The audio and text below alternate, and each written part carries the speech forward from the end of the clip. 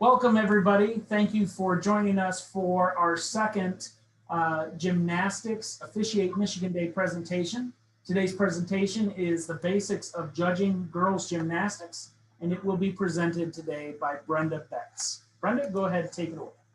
Thanks, Brett. Hey, I'd like to welcome everyone. I'm glad to see a few extra names from the other night. It's hard sometimes when you only have a few people to talk with, but we have some experts out here. I'm excited for that. Let me just go and introduce myself. My name is Brenda Betts. I've been a gymnastics official now for almost 40 years. I coached about 10 years prior to that, and I'm a member of the Michigan High School Coaches and Judges Association.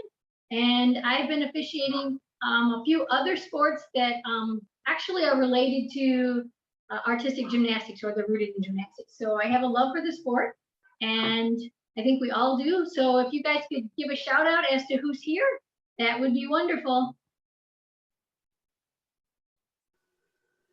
George, good luck.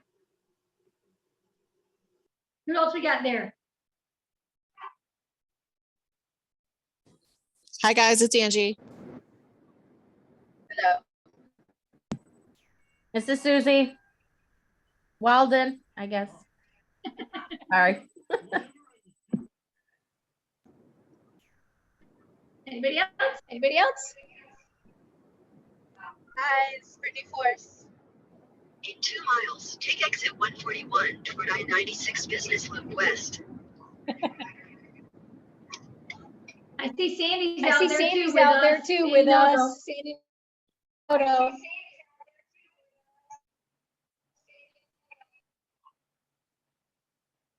All right, ladies, let's get going. And we'll cover some basics. So in our agenda today, we're going to go over the basic resources. I have a lot of veterans on board, so you know where these things can be found. We're going to cover vault and some vertical vaults that have common errors.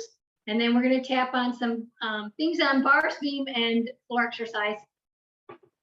And then the last thing is each area, we are going to have some elements of discussion, and your input is greatly appreciated. So please do not hesitate to jump in. I really hope to have some good discussion. So moving into our next slide, this is know where your resources are. So yes, we live by our rule book. Make sure you're prepared and carry it with you at all times. And then the judge's manual, which gives a good description for young judges, but also it's good for us to look back at occasionally. And then I clip arted the web page to show you where our resources can be found. Sandy says she can't hear the presentation. So if you take a look, the circles are where you should be printing out any extra copies or looking periodically throughout the year for your interpretations, which shows up multiple times throughout the year. I think all of us know that, and we're pretty comfortable going there. So then the next slide is our quick sheets, our quick references that's provided by the state. If you don't receive them because you didn't attend face-to-face, they are available for printing through the website or through the National High School Federation. All right, so taking a look at our first slide, I hope that we haven't been in that position too often, but I think we have when we've seen a vault that we can't identify quickly, whether it be the fault of the athlete or just in the moment. But most of us find a rhythm that we get into with vault. I like to take a snapshot of each phase and kind of catalog it in my mind, and then go back to it on landing and start putting my deductions in. Does anyone else do it any differently?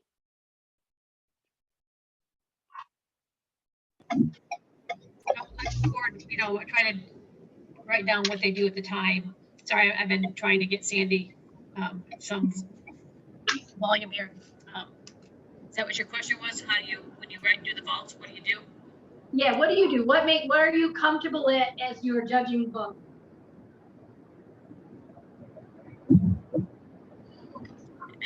So Brenda, it's Angie. I actually start backwards and review the vault in my deductions for the vault from landing to first flight phase, So I watch the vault, I kind of record it in my mind, and then I record my deductions on my score sheet from landing to first flight phase, backwards.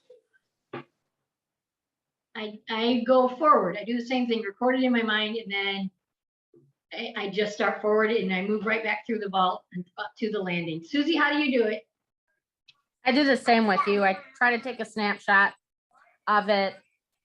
See how I record it forward to backwards, but I try to remember how did they land backward? Like, how did they land? What caused them to do those mistakes? And that's where the deductions come in play. But usually when judging, I go forward to backwards. So. Yeah, that's what I go forward to backwards. I'll put my steps in first, like if or there's a deep squat, I'll do that. Just, you know, the actual landing first, but then as far as all the phases, I'll go through forward, first, second, and third. And I think what we've all just kind of concluded is that you have to have a system in place with vault. It happens so fast, and you don't want to miss any. I mean, the big deductions happen, and you see them and you remember. But as you're thinking about things, you realize, okay, yep, her shoulder angle was off on the pre-flight, or she stayed on the horse a little too long. So if we go to slide 6, the next slide, really it's just coming out of the general vaulting, the first flight, the repulsion or support, the second flight, and then the landing. So the first click is a description of the first flight. Most of us understand what we're looking for. We know that we don't judge the run and we don't judge the contact with the board, but everything from the board to the table must be judged in the first flight, including body, positioning on, what angles of the body, that kind of thing. And then in the support phase, that one is clearly where we start recognizing a lot of the errors that create the second flight error. If the body's at the wrong angle, if she's coming on twisted, if the athlete is arched, if the knees are bent, if she remains on the horse beyond vertical, that creates a problem with the second flight phase, which that's where most of us kind of watch for the dynamics of the horse, of the vault itself. So if we jump to second flight phase, there's a quick description of it and what the expectations are. And one of my favorite words to use with vault is peak. Did that twisting vault initiate at the peak of the second phase? Lots of times we see that it doesn't. And then we all know that whatever happens on the first 3 phases affects the landing 100%. So if there's a problem in the landing, there's a problem in one of the other phases. So if we go to the next vault slide, that's a shortcut sheet that we've all generated one way or another. Each of the book deductions are recorded in the phases where they belong.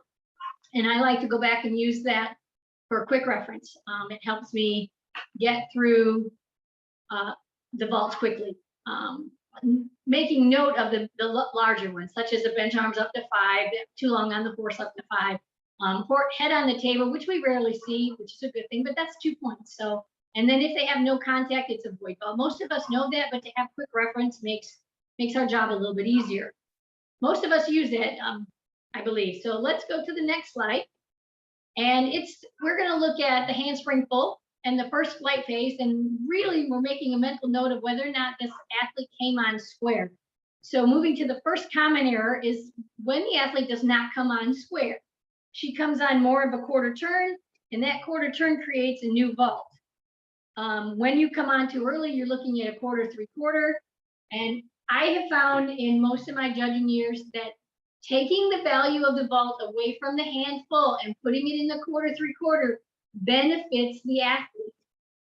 It sometimes throws off our coaching staff, but if you are deducting the amount of deductions that are available for a quarter, 3/4 vault, you are really doing a detriment to the athlete by judging it at a handful. So you look at B, that one is a square on with a quarter twist. So that's just an early deduction. So yes, the athlete's taking a risk, whether she quartered on or she twisted too early. We have to be ready to call that in our seat.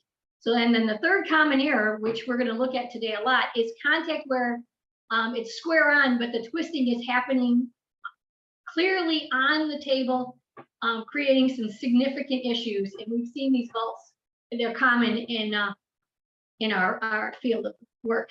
And then the last one just is a combination of both B and C, and how that it creates a floating effect and it's not a dynamic vault. The twist sometimes is delayed. So let's take a look at the next slide. And if you look, the lettering in red is just the same thing from the slide before. So I want to look at the first picture in the top left. That picture, she's on relatively square. There might be a little bit of twist, but not enough to call it a quarter. And then the next one, she's still on, based on her torso, I'm guessing she's beyond vertical, but just slightly. And then in box 3, she's still on the horse and has initiated more than a quarter or about a quarter twist. And then in the fourth box, you can see that she is well beyond a quarter twist, still on the horse, has not left the table, and her body doesn't look like it's going through vertical, but passing off to the side. And in that last box, circled in red, is her hand still on the table, and she is more than horizontally past the second flight. This is a problem, but we see this vault often. So when we speed it up and see it in live motion, we need to deduct it accordingly. So go ahead, Brent, and click that.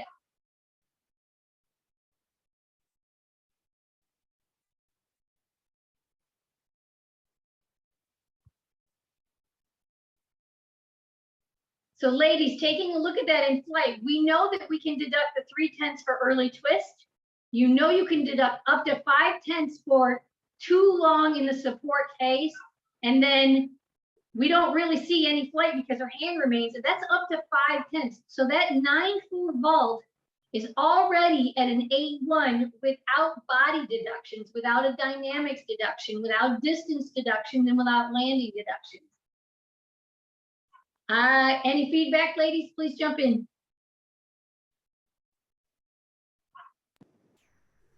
I really like the pictures and the breakdown, you know, and seeing how that hand like lags, and you know, very helpful to, you know, watch the, like you said, the body in the different phases. And we see this vault form like this a lot. And you're right, it still is a handful, just we can't call it anything differently, just very poorly executed. And probably should be scoring in the low 8s to high 7s, maybe. Yes, I Barely totally qualifying. agree. Yeah, that's a questionable qualifier. Yep. So Brent, would you like to slide to the next one? That's another example of a handful. Again, looking at the, go back one more. There we go. Looking at the top left picture, she has left the horse or the table. Whoop. Okay, there we go. So she's left the table just beyond vertical, and then she's initiated a quarter twist in the air. I believe it's still on the uprise. She's got a half twist in the third box completed, and now she's on the way down with a quarter, her final quarter. So clearly she has left the horse in her hands. Let's look at this one live.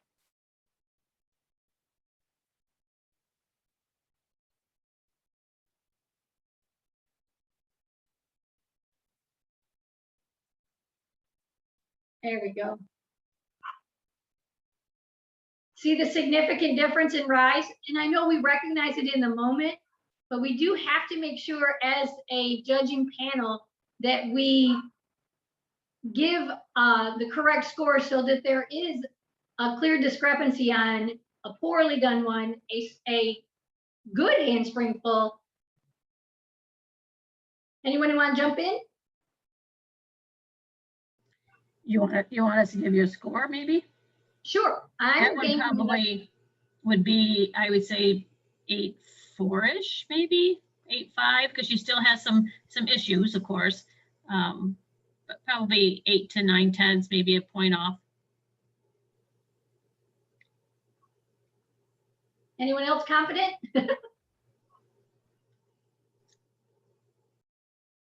I think I would have placed that vault a little bit higher, maybe an 8.7, 8.8. Just depends in the moment. It appeared that she had quite a bit of dynamics coming off, but she also had a little bit of control issue. The very next slide, I put the illustration back up there so you could see what the ultimate goal is. And then we're going to watch a really beautiful handful. She rises before She passed, she initiates a rise before she passes vertical, and then the twist is still on the upward rise.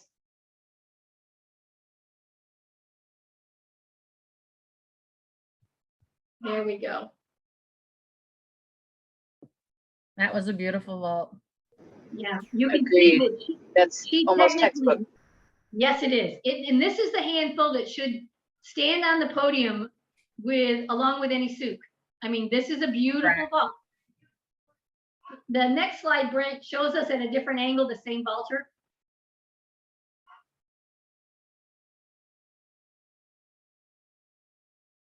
Wow.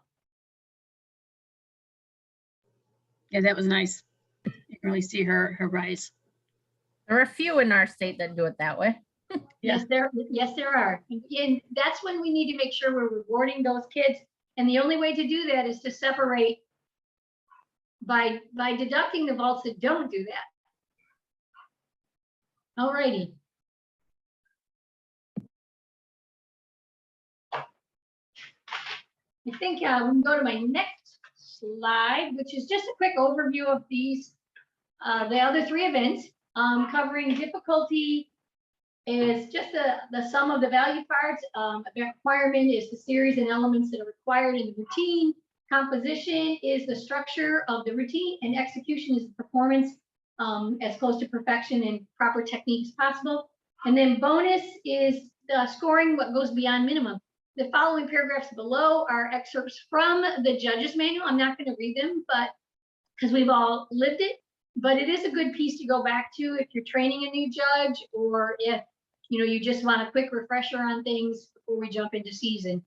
So on the next slide, we have uneven bars, and we're just talking about a basically good bar routine. It should consist of all of the elements that represent the event, which would be the kicks, the swings, the handstands or casts, the soul circles. And then at the highest level, those handstands should maybe include a half turn or full turn, some giants, and some high level releases.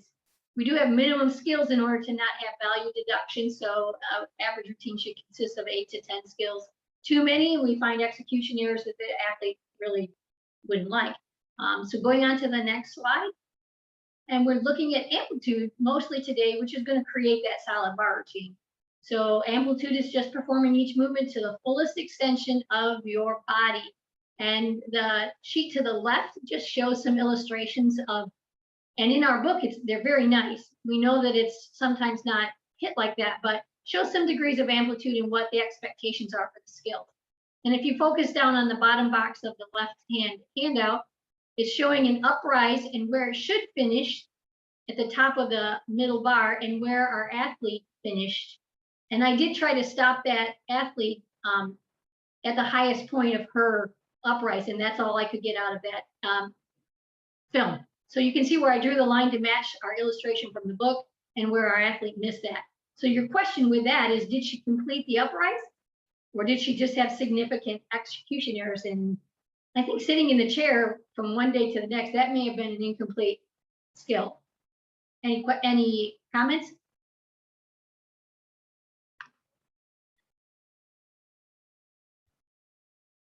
Okay, we'll go on to the next slide. This bar routine is, we're going to start with a bar routine that actually does a lot of close bar work. And remember, we're focusing on amplitude. So if you want to go ahead and start the film, Brent.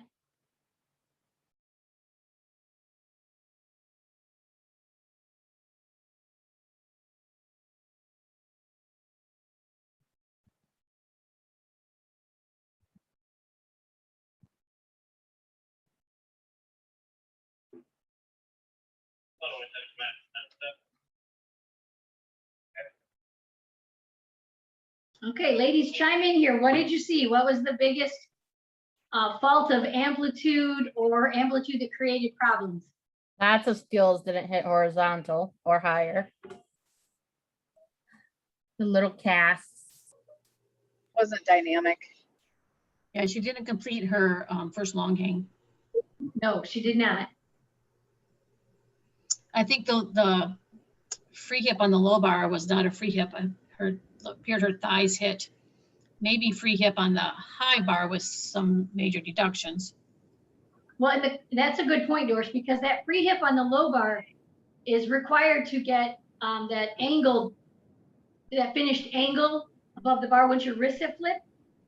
If you call that a medium and not a clear hip, she may have saved herself a little bit of deduction, but she also lost the superior.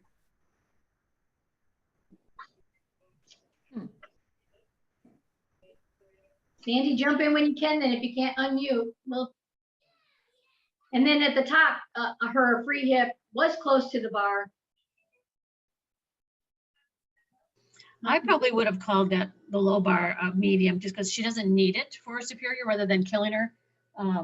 Give, again, the benefit of the doubt to the gymnast. Yeah, I would have judged that as a medium as well. She also had a hit on the Florex mat. Yeah. She didn't extend that kip didn't finish out and her feet ended up down.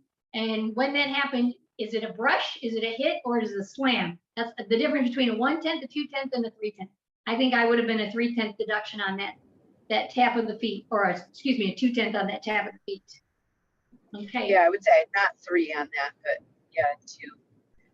All right, let's go to, yep, the second bar routine is a little bit better with her amplitude. Again, amplitude creates big swings, which creates dynamics, and it's a less, that causes less effort on the athlete's part.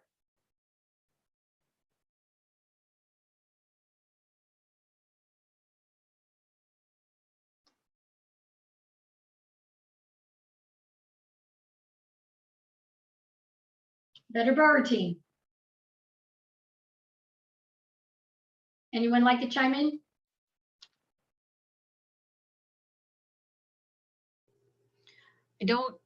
I like her cast on the low bar before her free hip there. She didn't, of course, bang her toes. I don't know if I would have given a handstand here right before the giant. In the heat of the moment, it looks like she was a little shy. I don't know what everybody else thought. Yeah, Sandy agree, Dora. says, I don't think Sandy has audio, so let me read what Sandy put, because I don't know if Brenda can see chat. I cannot unmute my microphone. Her swing is advanced, causing her to swing easier. Yep. I agree that the handstand wasn't there, but she'll still get the requirement through the Giants. So Correct. Well, and she really has to hit that. You either hit the handstand with a 0.05 deduction, or you don't give it a handstand credit. She didn't need it. We don't need to deduct it. There's other issues going on that would cause some body deductions, but the handstand isn't something I would worry about there. All righty. We can go on to our third bar routine.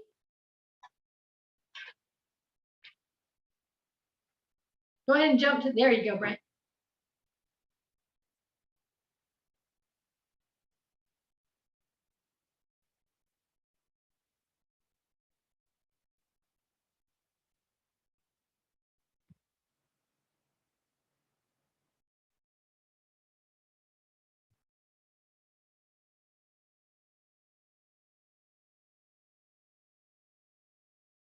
Pretty nice bar routine. Yeah. Can we see it again? It was real choppy.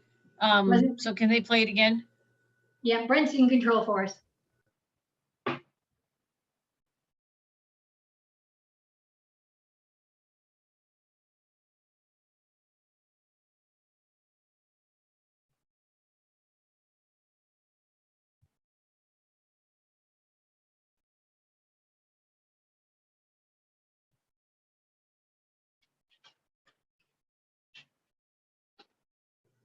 Yeah, that's typical what we see. No, I'm just kidding. We do see some at this level though. But Sandy says that not completing some of her skills, incomplete handstand from her free hip to her hand. And I don't know, I mean, I may have given it and deducted, because I think she might have been within the degrees. I don't know. Can you slow-mo it, Brenda? Yeah, Brent, when you get to the first handstand at the top of the bar, right there, go ahead and click it up a couple more clicks. Okay, so she's in that, she made handstand. The question is for the high superior, did she get that twist within the 45 or within the 90 degree of the twist? So she's good on her cast. Yep, click away. And as she comes around, she's going to shoot to handstand. So I think she made handstand, and I think she made handstand at the bottom as well. Her twisting, I would have had probably 1.5 on that free hip to hand half to make her bonus high. And then I would probably 1.5 or 0.15? 0.15. What did I say? 1.5. 1.5, yeah, like, whoa, Brenda. 0.15. Yeah. 0.15. Now she looks like she does kip squat twice. Right? Well, that's How's that a good affect her eye. skills? Actually, she does kip squat, long hang twice, and then 2 giants. So in our today rules, she has repeated, so she would have a deduction for that in comp.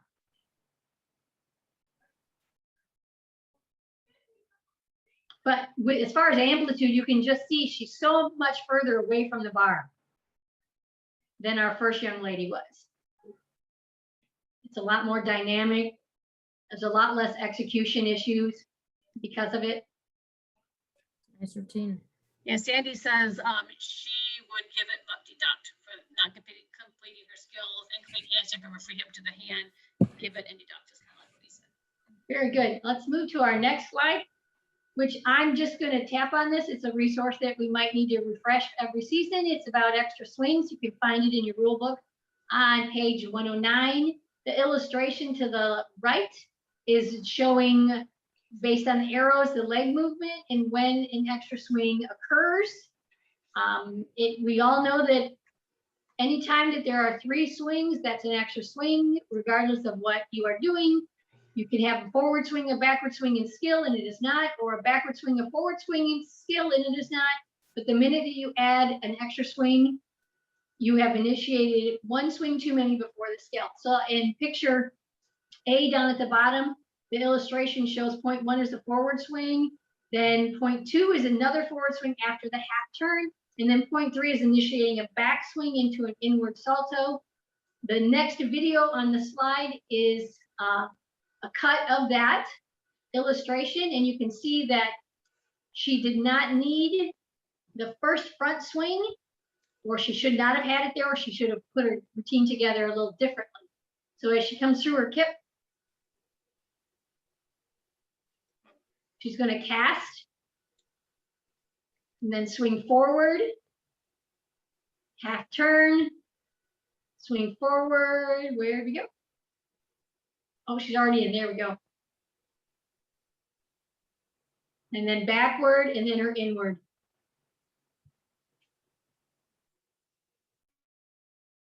Does anyone have any questions about that? Can you play that again? I'm sorry. Yeah, yeah. Can you play that again?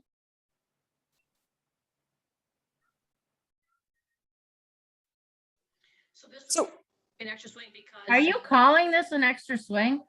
I think so, because what that underswing, she doesn't really do an underswing. She just swings and half turns, which is not a skill right there. Then swings, then swings. So there's actually 3 swings, correct? But it's kind of a necessary swing to get into her dismount, though. I mean, if Not necessary. she's coming out of a giant, let's say, and Then then she swings, does a half like that, she can't just automatically go into her dismount. She needs that swing to make it into her dismount. It's the same as like, Agreed. And you know, there is a half turn at a medium, but you have to hit 45, right? Correct. Right, and she didn't. So they could have put a skill after that half twist, because that would have deleted, so that's kind of, she could have long hanged right here and then come down forward and then dismount. Yes. It just has to be good coaching and putting that routine together, because the way she came out of it, no, there's no other way, but they could have rearranged the routine a little bit better. So I know this is like a hot topic, at least Mhm. I feel like I've talked with people, many times, but getting a hold of the, or making a point, I mean, it's just, I feel like it's ridiculous that swing to hit 45 to receive a medium.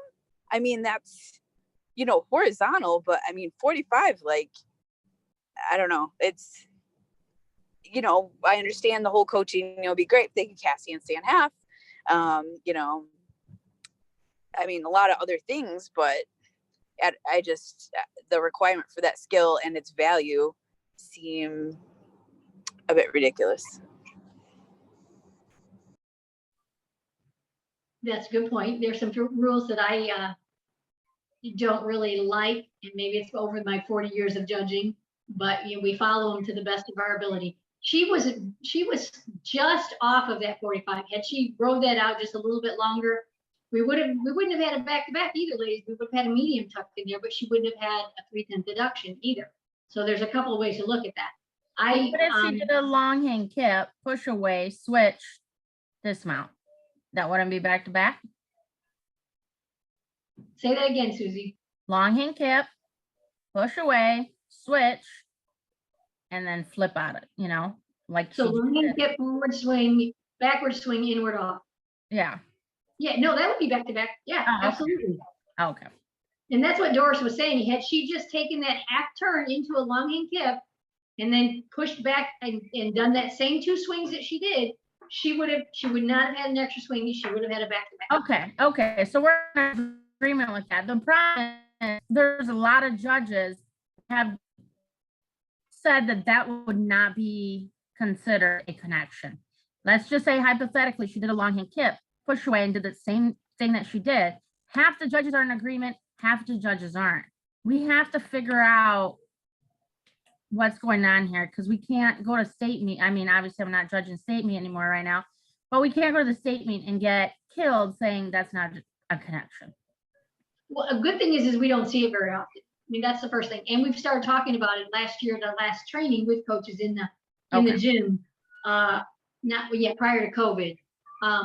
So we just have to be more familiar with it, and we all have to be on the same page. And I know that we've talked about a couple extra call to meets throughout the season and not just prior to the state meet, so that we are on board. So there's some things in the works that will help us be a little more consistent from one side of the state or from gym to gym. So let's keep going. We're going to move, I believe, to, I don't think we have any rookies here today. So if you're okay with this, guys, I'm just going to bypass this slide. It was just a demonstration of the shorthand of that bar routine. Go ahead and jump ahead, Brent. Actually, would you mind going through this, Brenda, just because we're recording and we'll display it. So I think some people might be able to get some benefit from it. Sure. Okay. So we took the same tape. It's in slow motion. So it's just showing the bar routine itself with the shorthand that we use. That's the kip shorthand, then a squat on. Then she's had a long hang. And then there's my free hip to hand symbol. I don't see anything coming up. Are you do you have a diagram or like? It's in the video below the Yeah, I see it. You should be seeing her hand doing the shorthand. Do you see it? I can see it. And then we have Nope, another long I don't hang. see. All I see is black, and then Might be at your end then. It's on the bottom of the video, Brittany. I'm watching it from my. Oh, okay, that's interesting. Huh. I'm watching it from my phone. I had to scroll over to the right. All right, thanks. Okay, yeah. And then it's just showing where I had dropped in a few deductions, but after seeing it a few times in slow-mo, there would be more deductions. And then I made sure that I recorded the advanced skills right away so that I didn't miss them. And then at this point, I would have gone back and started looping together my back-to-backs, whether they're high level or low level. Yep. I believe most of us judge very similar to this. Yep. And the more you can put on your paper as an official, the more helpful it is to the coaches and to any meet ref who is trying to run an efficient meet and help the coaches out if they happen to need to write an inquiry. So let's take a look at execution through mostly the dance techniques. This one here is, again, just performing with assurance and perfection in the technique that you need to do for each dance element. So moving to the next, I agree that we need to try to link our back-to-backs and difficulty. Very good. Yes, Sandy, I agree. So execution is just what it is for us. Here's a quick explanation, but also sitting next to it is that quick reference sheet of dance techniques where the degrees should be, where the head should be, where the legs should be.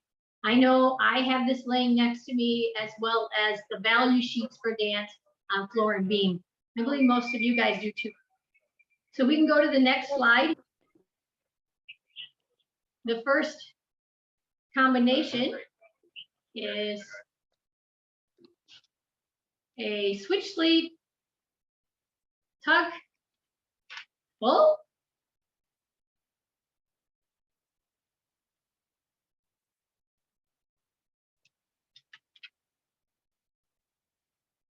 Chime in here, ladies. Where are you with the Quarters, not like 3/4.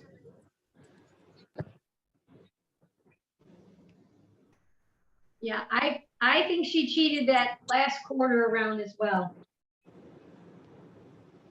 I would have connected them, probably taken a 10th for rhythm, but I would have connected them.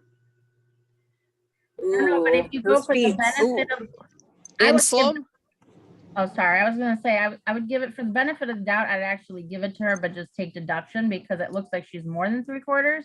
Yep. And then her switch leap, her back leg was dragging, so. Yeah. I would have given the switch split with the deduction, probably of 1 or 2, 1.5 maybe, but I don't know that I would have given that. But it's okay. All right, let's move to our next slide, Brent. We have a lot of combinations here to, there we go.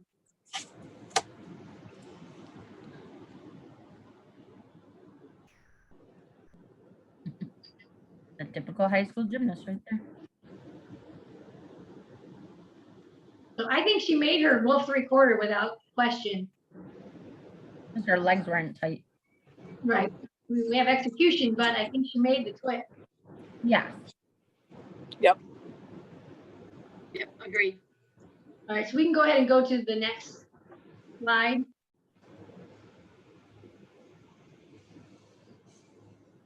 Let's see what she's doing for us. Again, we're watching for connections and twist. Oh, Uh-oh. there we go. We're back. She definitely cheated. Her feet twisted a quarter.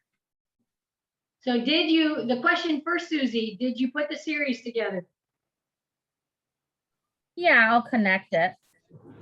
But definitely. I'm just, I don't know, because look at it, go back, because she does a switch split, quarter turn, then straddle half. So I think that because she cheats prior to, would that break the series?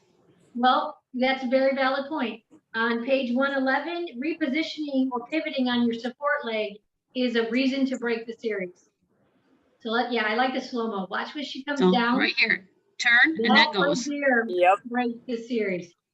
By the way, that second leap, going for a 3/4, even at the half is still an advanced high. So she would have gotten the value, she just wouldn't have gotten the series. Though we also have to remember that we don't judge in slow-mo either.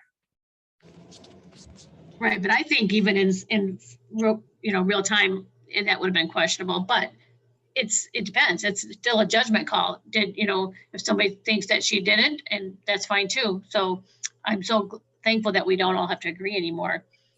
But now so if I wouldn't have given it, fine, but you would have given it and you probably would have taken a 1/10 to a 1/10.5 on that twist. So in the end, it probably comes out the same. Correct. Yeah, it's probably a wash anyway. All right, let's take a look at slide 27. This one's a tumbling series together, or not? Okay, freeze it right there, Brent. There we go. Any issues with that? Could you replay that? I missed that.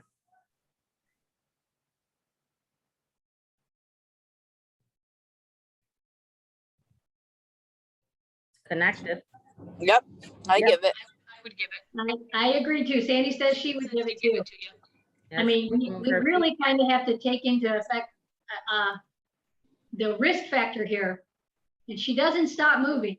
Nope, her feet didn't move either. Okay, right behind this is another dance combo, so go ahead and keep it running.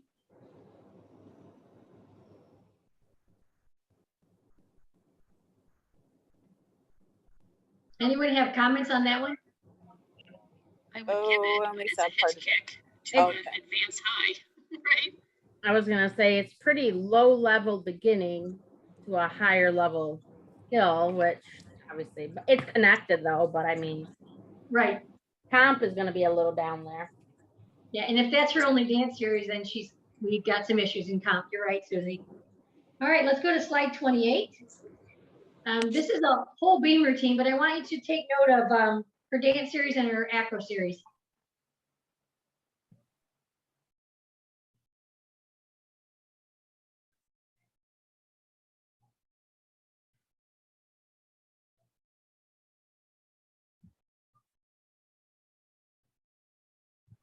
feet never got together.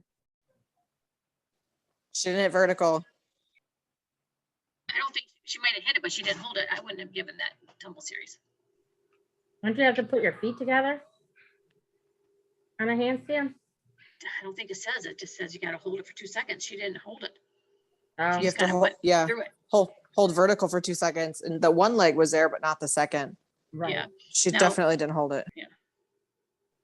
Nice switch side. I wouldn't give that combo. Sandy says she agrees with everybody. Nice dismount. Are these local schools, Fred? That's a good question, Doris. These routines, the majority of them, there's one that is from Michigan, but these are out of state from a 2012 finals routine or Okay. finals 2012. Yeah, I don't recognize any of the judges or coaches. No, and yesterday we had a discussion on professionalism, and apparently this state does not have the requirement of a black pants, white shirt, black sweater, or suit. Oh, There we go. Okay, let's take a look at some floor routines. Now I chose this floor routine. This one is our only state, a girl from Michigan, but I think this is about a 10-year-old take too.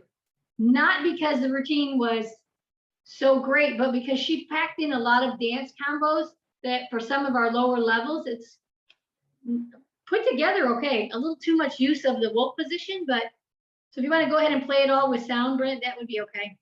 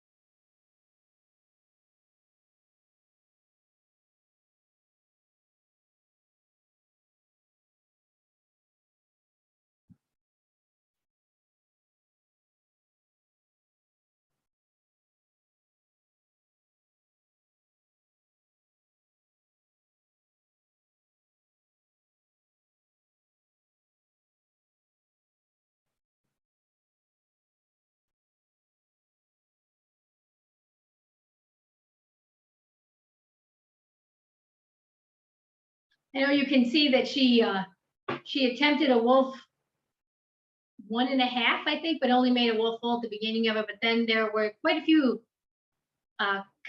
cheats the wolf turns. Yes, she did, Sandy. But there were quite a few attempts at dance combos that really benefited her at this level.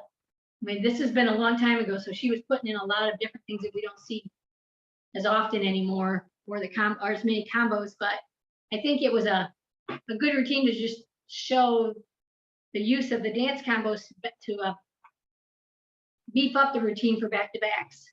Any comment? just a lot of skills were repetitive, but other than Yep. that, it's a Yeah. low 8 routine, typical high school routine. Yeah. Yep. So I the agree, next, just like there at regional qualifying. yeah, a trip to regionals and maybe supporting her team totals pretty solidly. So we look at the next slide. This one here, I want you to take note that she has some twisting errors in almost every jump. Yeah, that was a full.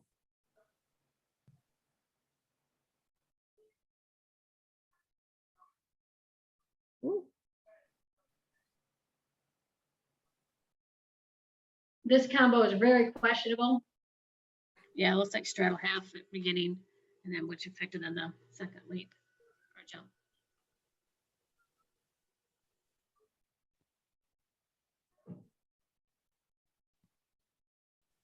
Her lovely front tuck to Heck yeah.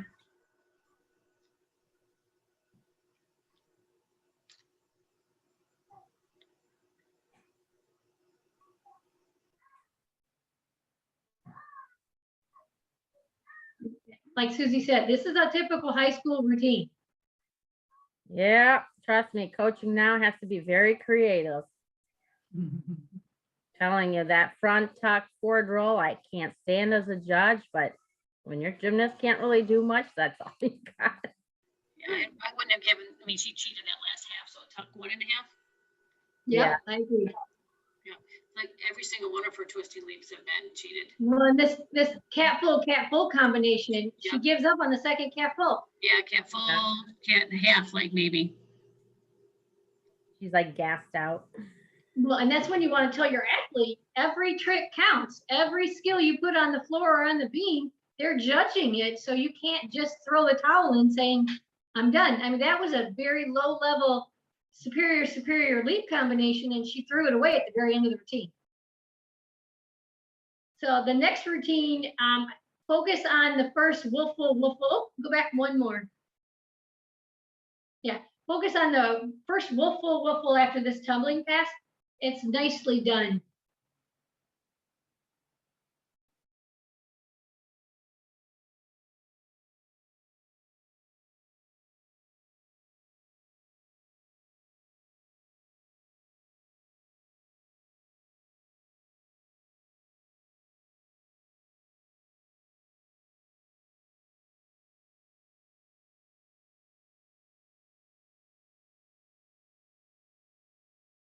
Yeah, just a quick rebound and nice holes. Yeah, I don't think she cheated on those at all. That was nice.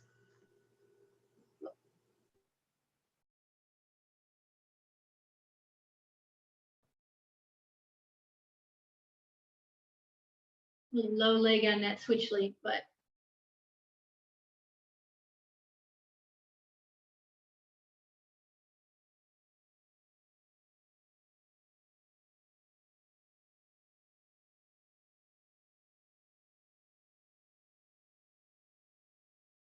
straddle jump.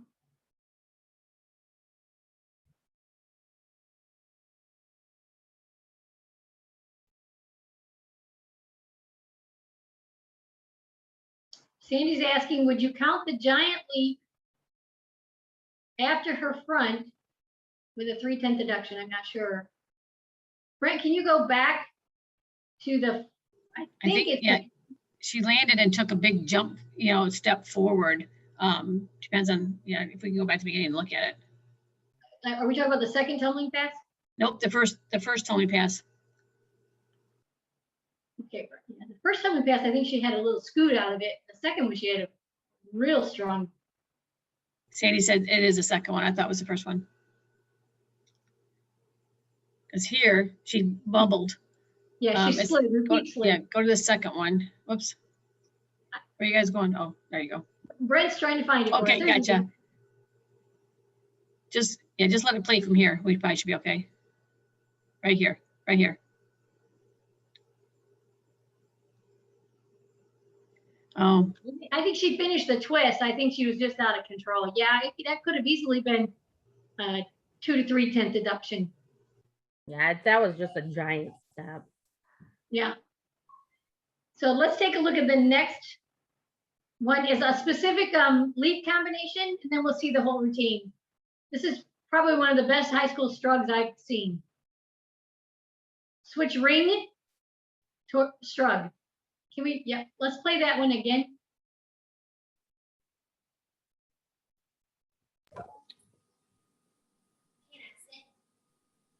Wow, that was pretty. It is. The only issue I saw in that was when she was landing the switch ring, her ankle kind of bobbles, but she continues. No deduction, just looked weak on the landing. See it right there? It was almost as if she had a rhythm break, but I think her ankle just didn't hold up. And then let's torsion tape first. with a nice hat. Yeah, beautiful. The next slide is this young lady's whole routine. I missed the front of it when I saved it, but couple fight.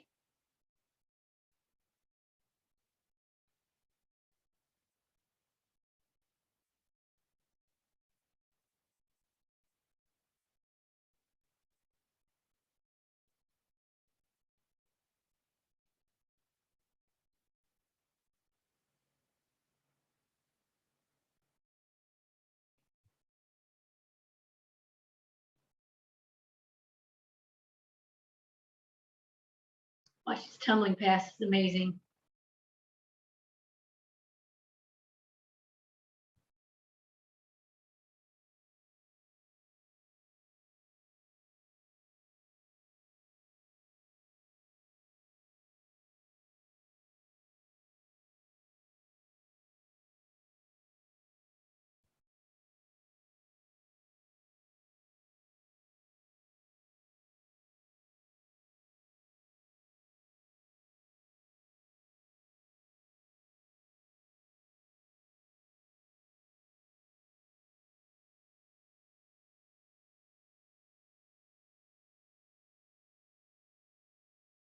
One of the things that I noticed from the first routine that we were given as an example to the last couple, the stronger gymnasts did a lot less to achieve the difficulty that they needed, which created a lot less execution issues.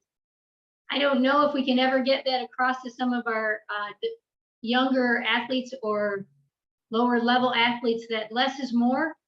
So that as you, I totally agree. That's something I emphasize with all my girls. Why do you need 3 leap passes or combinations on floor? It's all deduction, deduction, deduction. Less is better. yeah, don't give you the officials any more room to deduct if you don't have to. So that's my last slide. Do you have any comments or questions, concerns? I know we really shouldn't try to hash out any technicalities here, but comments and concerns or questions would be welcome.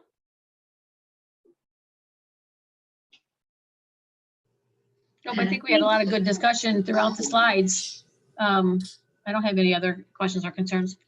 I think it's important to note that those of us on this call today have been in lockstep and in agreement for most everything that we discuss. And I only wish, if we look at yesterday's conversation, I could only wish and hope that more people would take part in this professional development. Yeah, that would be nice. I totally agree. I wish we could do one for the new judges, but like a dumber, I don't want to dumb it down version, I guess you could say, or show them like the symbols, judging symbols for them. I mean, everybody will have their own style, but just like the basic, like this is what a kip symbol looks like, or this and that. I mean, I have like 8 kids that are interested in judging, but this whole trying to find a place in the middle to like teach them is a hard part. If there was like a PowerPoint or something that we can show them, look this over, learn it, then let's have a discussion. Well, and I know in the past we used to do judging classes that would take 4 to 6 weeks in a gym, and maybe if we got back to that with a more centrally located gym that's willing to let a crew of gymnastics judges come in, cover some topics, then go out and practice, and then cover some more, go out and practice, it would be helpful for our newbies. I appreciated that many years ago, but I also know that I draw a lot of my decision-making off of these kind of trainings and our get-togethers and conversation with my colleagues in order to, to stay fresh, to stay consistent. Agreed. It's really helpful for us to be able to have these discussions and increase the amount of training or the opportunities to discuss and practice and go over things. Well, what is nice today too, I just was, we have all regions covered, which is a nice discussion, east, west, north, and south. We'll consider Lansing north, but it's so really good variety in covering the area of the state. Doris, that's exactly what I was about ready to say, and thank you so much for Brenda. What a great job today. I just have to state that first and foremost, and Angie yesterday. Sorry, I got delayed a little bit coming in, but someone else made the comment that you are in lockstep with things, and don't forget that, you really are. And I think that we can provide some additional opportunities, especially since so much is going on by Zoom right now. And I will also qualify the fact that this video, is taped, or so we will, it can be shown over and over and over again, so that there will be many opportunities for that. So just much appreciated.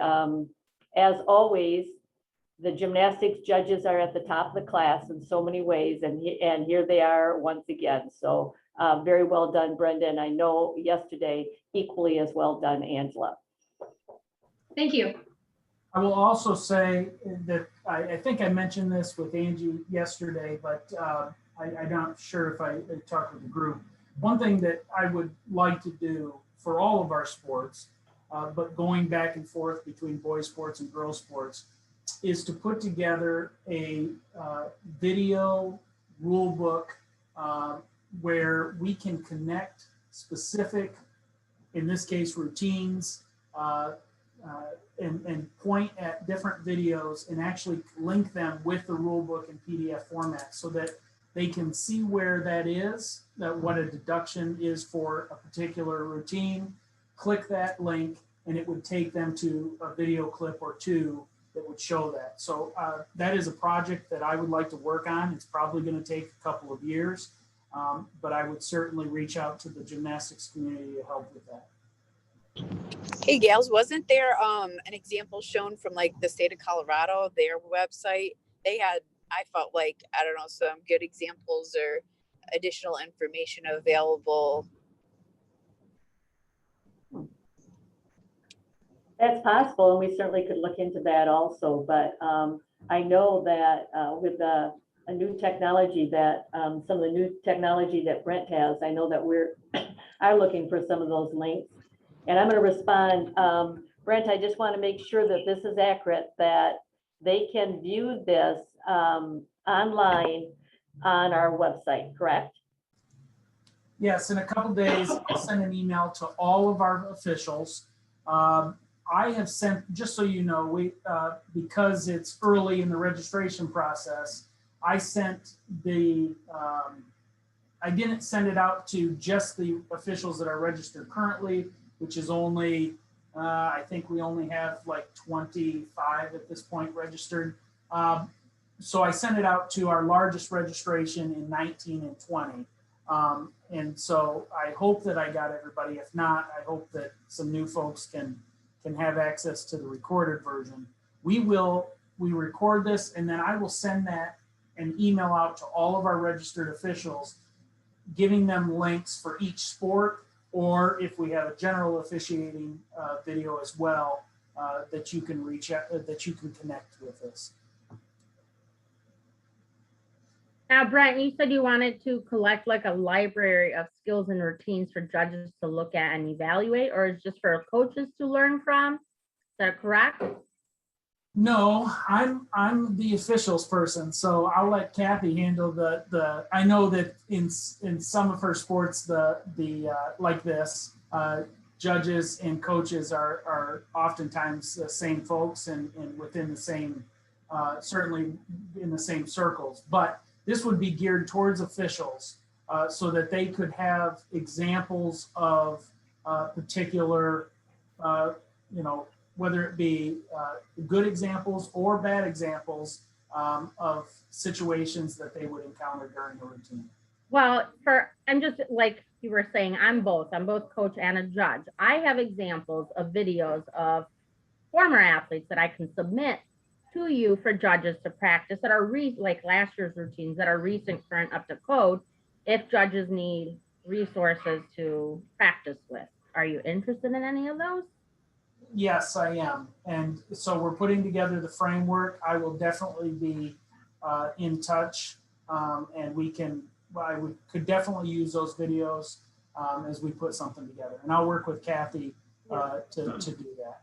Susie, Okay. there's not quite the readiness for that right now because we're working through some of the parameters to get there. But you know that I'm not afraid to reach out to anybody to get some video when needed. So I have a note right now with a big SUZY on it. That's fine. And I'm sure I could find some other friends of mine out there Okay, and some videos of different vaults out there, because that's obviously, we need those as well. Well, and video is becoming more and more prevalent, obviously, and so we have the ability to use it. We should be using it.